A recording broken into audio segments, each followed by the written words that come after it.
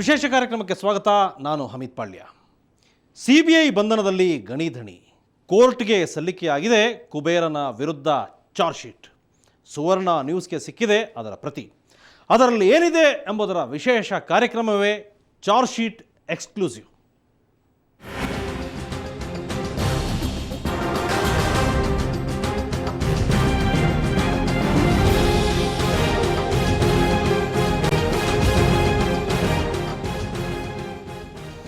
ಆರೋಪಗಳು ಯಾರ ಮೇಲಾದರೂ ಬರುತ್ತವೆ.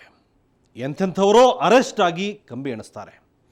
ಜನಾರ್ದನ್ ರೆಡ್ಡಿ ಅಂತ ಅಭಿನವ ಕುಬೇರ ಚಂಚಲಗೂಡದಲ್ಲಿ ಕಂಬಿ ಎಣಿಸ್ತಿರೋದು ಅದಕ್ಕೊಂದು ಉದಾಹರಣೆ ಅಷ್ಟೆ.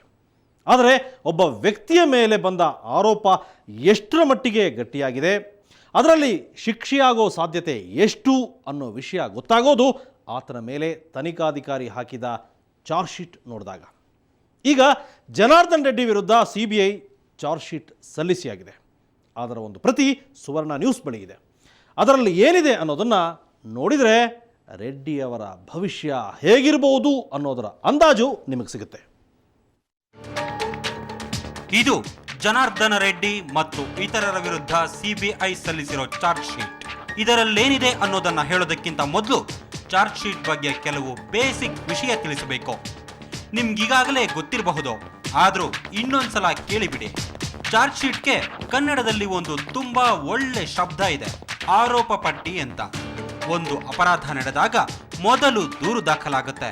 ಅದರ ಆಧಾರದ ಮೇಲೆ ತನಿಖಾಧಿಕಾರಿ FIR ಅಂದ್ರೆ ಫಸ್ಟ್ ಇನ್ಫಾರ್ಮೇಶನ್ ರಿಪೋರ್ಟ್ ಅಥವಾ ಪ್ರಥಮ ವರ್ತಮಾನ ವರದಿ ದಾಖಲಿಸ್ತಾರೆ. ಅದು ಆ ಕ್ಷಣದಲ್ಲಿ ಸಿಕ್ಕ ಮಾಹಿತಿ ಅಷ್ಟೇ. ಆ ಮಾಹಿತಿ ಸತ್ಯ ಆಗಿರಬಹುದು, ಸುಳ್ಳಾಗಿರಬಹುದು.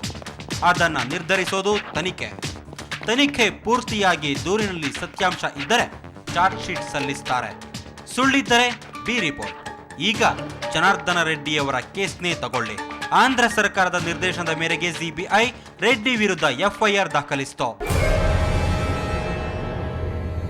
FIR number RC 17A/2009 CBI Hyderabad. ಈ FIR ದಾಖಲಿಸಿದ ನಂತರ ಸಿಬಿಐ ಓಬಳಾಪುರಂ ಮೈನಿಂಗ್ ಮೇಲೆ ದಾಳಿ ನಡೆಸಿ ದಾಖಲೆ ಕಲೆಕ್ಟ್ ಮಾಡಿಕೊಂಡಿತು.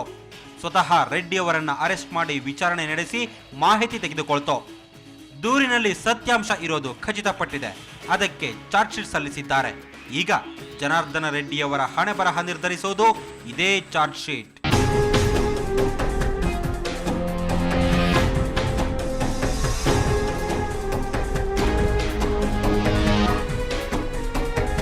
ಈ ಚಾರ್ಜ್ ಶೀಟ್ ಸಲ್ಲಿಸಿದವರು ಇಡೀ ಕೇಸಿನ ತನಿಖೆ ಮಾಡಿದ್ದ RM ಖಾನ್. ಇವರು ಸಿಬಿಐನ ಅಡಿಷನಲ್ SP. ಒಂದಿಡೀ ರಾಜ್ಯದ ರಾಜಕಾರಣವನ್ನ ತಮ್ಮ ಬೆರಳ ಇಶಾರೆಗೆ ತಕ್ಕಂತೆ ಕುಣಿಸಬಲ್ಲವರಾಗಿದ್ದ ಜನಾರ್ದನ ರೆಡ್ಡಿಯವರ ಭವಿಷ್ಯವನ್ನ ಒಬ್ಬ ಅಡಿಷನಲ್ SP 176 ಪುಟಗಳಲ್ಲಿ ಬರೆದು ಮುಗಿಸಿದ್ದಾರೆ. ಇದೇ ನಮ್ಮ ವ್ಯವಸ್ಥೆಯ ಸ್ಪೆಷಾಲಿಟಿ. RM ಖಾನ್ ಬರೆದಿರುವ ಚಾರ್ಜ್ ಶೀಟ್ನಲ್ಲಿ ಮೊದಲನೇ ಆರೋಪಿ ಪದ್ದಿರೆಡ್ಡಿ ವೆಂಕಟರೆಡ್ಡಿಯವರ ಮಗ ಬೋವಿಲ್ಲ ವೆಂಕಟ ಶ್ರೀನಿವಾಸ ರೆಡ್ಡಿ. ಇವರು ರೆಡ್ಡಿಯವರ ಓಬಳಾಪುರಂ ಮೈನಿಂಗ್ ಪ್ರೈವೇಟ್ ಲಿಮಿಟೆಡ್ನ ವ್ಯವಸ್ಥಾಪಕ ನಿರ್ದೇಶಕ, ಅಂದರೆ ಮ್ಯಾನೇಜಿಂಗ್ ಡೈರೆಕ್ಟರ್. ಎರಡನೇ ಆರೋಪಿಯೇ ದಿ ಗ್ರೇಟ್ ಗಾಲಿ ಜನಾರ್ದನ ರೆಡ್ಡಿ. ಮೂರನೇ ಆರೋಪಿಯಾಗಿ ಆಂಧ್ರದ ಗಣಿ ಮತ್ತು ಭೂವಿಜ್ಞಾನ ಇಲಾಖೆ ನಿರ್ದೇಶಕರಾಗಿದ್ದ ವಾಲ್ಮೀಕಿ ದಾಸರಿ ರಾಜಗೋಪಾಲ್.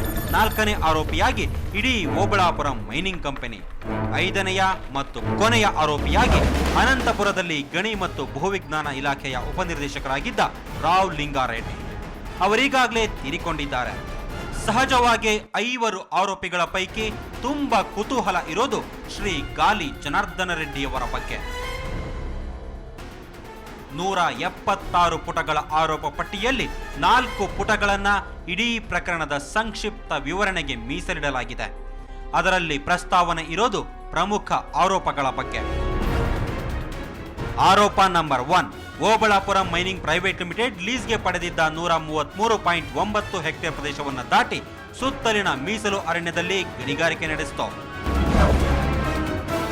ಆರೋಪ ನಂಬರ್ 2, ಅದಕ್ಕಾಗಿ ಕರ್ನಾಟಕ ಆಂಧ್ರ ಪ್ರದೇಶಗಳ ಗಡಿಯಲ್ಲಿ ಸರಹದ್ದು ಗುರುತಿಸಲು ಹಾಕಲಾಗಿದ್ದ ಪಿಲ್ಲರ್ಗಳನ್ನು ಕಿತ್ತು ತಮಗೆ ಅನುಕೂಲದ ಬೇರೆ ಕಡೆ ನೆಟ್ಟರು. ಆರೋಪ ನಂಬರ್ 3, ಗಣಿಗಾರಿಕೆಗಾಗಿ ಮೀಸಲು ಅರಣ್ಯದಲ್ಲಿ ಅಕ್ರಮ ರಸ್ತೆ ನಿರ್ಮಾಣ. ಆರೋಪ ನಂಬರ್ 4, ಮೀಸಲು ಅರಣ್ಯದಲ್ಲಿ ಅಕ್ರಮವಾಗಿ ಮಣ್ಣು ಶೇಖರಣೆ. ಆರೋಪ ನಂಬರ್ 5, ಗಣಿಗಾರಿಕೆಗಾಗಿ ಸುಗ್ಗಲಮ್ಮ ದೇವಸ್ಥಾನವನ್ನ ಒಡೆದು ಹಾಕಿದ್ದು. ಈ ಪ್ರಮುಖ ಆರೋಪಗಳನ್ನಿಟ್ಟುಕೊಂಡು ತನಿಖೆ ಮಾಡ್ತಾ ಹೋದ್ವಿ ಅಂತ ಹೇಳ್ತಾರೆ ಸಿಬಿಐ ಅಧಿಕಾರಿಗಳು. ಚಾರ್ಜ್ ಶೀಟ್ನ 13ನೇ ಪುಟದಲ್ಲಿ ಶುರುವಾಗುತ್ತೆ ನಿಜವಾದ ವಿಷಯ. ಇಲ್ಲಿನ ಒಂದೊಂದು ಸಾಲು ಕೂಡ ಜನಾರ್ದನ ರೆಡ್ಡಿ ಮತ್ತವರ ಪಾಲುದಾರರಿಗೆ ಕರ್ಣ ಕಠೋರವೇ.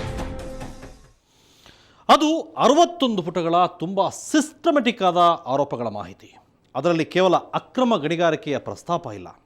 ಜನಾರ್ದನ್ ರೆಡ್ಡಿ ಮತ್ತವರ ಕಡೆಯವರು ಹೇಗೆ ಆಂಧ್ರ ಸರ್ಕಾರದ ಮೇಲೆ ಪ್ರಭಾವ ಬೀರಿ ಬೇರೆ 23 ಗಣಿ ಕಂಪನಿಗಳನ್ನು ಓವರ್ಸೈಡ್ ಮಾಡಿ, ಅಂದರೆ ಹಿಂದಿಕ್ಕಿ ತಾವು ಲೀಸ್ ಪಡೆದರು ಎಂಬುದರಿಂದ ಶುರುವಾಗಿ ಅವರು ಮಾಡಿದ ಯಾವ ಆರೋಪಕ್ಕೆ ಯಾವ ಶಿಕ್ಷೆ ಆಗಬೇಕು ಎಂಬಲ್ಲಿಗೆ ಕೊನೆಯಾಗುತ್ತೆ ಚಾರ್ಜ್ ಶೀಟ್. ಕೊನೆಯಲ್ಲಿ ಆ ಎಲ್ಲ ಆರೋಪಗಳನ್ನು ಸಾಬೀತುಪಡಿಸಲು ಸಿಕ್ಕಿರುವ ಸಾಕ್ಷಿಗಳ ಪ್ರಸ್ತಾಪ ಇದೆ. ಜೊತೆಗೆ ಇನ್ನೂ ತನಿಖೆ ಬಾಕಿ ಇದೆ, ಮತ್ತೊಂದು ಹೆಚ್ಚುವರಿ ಚಾರ್ಜ್ ಶೀಟ್ ಸಲ್ಲಿಸಲಾಗುವುದು ಎಂಬ ಗುನ್ನ ಬೇರೆ. ಒಂದು ಸಣ್ಣ ಬ್ರೇಕ್ ನಂತರ ಆ ವಿಷಯವನ್ನು ಡೀಟೇಲ್ ಆಗಿ ಹೇಳ್ತೀನಿ.